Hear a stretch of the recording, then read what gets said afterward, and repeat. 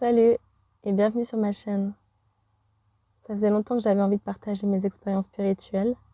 J'ai beaucoup regardé de vidéos, écouté des débats sur les religions, la spiritualité. Et j'ai envie de partager mon vécu. Donc pour commencer, en fait, pourquoi je ne suis plus athée? Donc 7 ans, c'est l'âge de raison. Et à 7 ans, je pensais que Dieu était pour les cons. J'ai beau essayer de me rappeler d'où ça pouvait venir, je vois vraiment pas. À la maison, on parlait pas de religion. Donc c'était pas du tout par rapport à ma famille. Et puis à l'école, je faisais pas de catéchisme. Je n'allais pas non plus à l'école coranique. Parce qu'en fait, la moitié de ma famille est catholique et l'autre moitié est musulmane. Donc c'est pas par rapport à ma famille que j'ai eu ces idées et je me souviens pas non plus d'avoir écouté quoi que ce soit à la télé, à la radio ou entendu à l'école qui pouvait aller dans ce sens-là. Donc c'était comme ça une idée qui peut-être que j'avais pris dans l'air du temps. Et voilà. Et puis je me rappelle un exemple, j'avais un camarade de classe qui avait dit dans la cour à un de ses amis qu'il était croyant.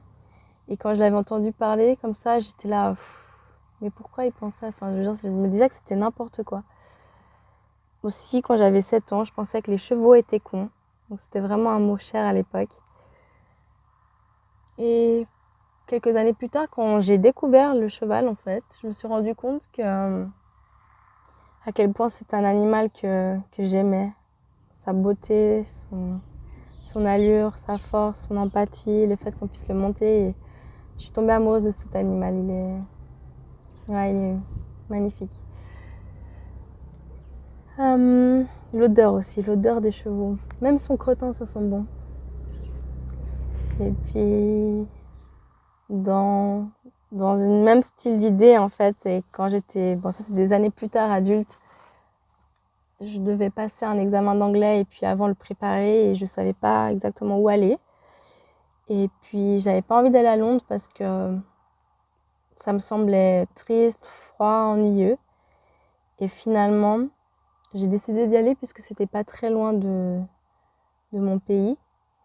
Et j'ai vraiment adoré ces quelques mois passés là-bas. J'ai rencontré des personnes, que ce soit des Anglais ou des étrangers qui étaient là-bas aussi pour apprendre la langue. Vraiment très sympa, j'aime beaucoup l'humour anglais, il y a une bonne vibe dans cette ville. Alors je suis plutôt nature, hein, comme on peut le voir là. Mais Londres, j'en suis tombée amoureuse. Et puis il y a des parcs là-bas, les bâtiments, les vieux bâtiments, ils sont beaux. Il y a plein de choses à faire. Et puis aussi en revenant dans mon pays, je me suis aperçue que même quand il pleut, il y avait toujours un peu de bleu dans le ciel. Je n'avais pas remarqué avant. Et donc ça m'a permis aussi de plus apprécier mon pays, enfin un de mes pays. Et donc en fait ces trois petites anecdotes, je vous en ai parlé en fait parce que ça me rappelle ce qu'on dit, qu'il n'y a que les cons qui ne changent pas d'avis. Donc c'est pour ça que je suis plus athée. Non, en partie. Ça c'était l'introduction. Donc je me rends compte maintenant que j'étais athée à 7 ans. Je ne savais pas évidemment ce que voulait dire ce mot d'athée. Et puis voilà. Alors qu'est-ce qui m'a ouverte maintenant?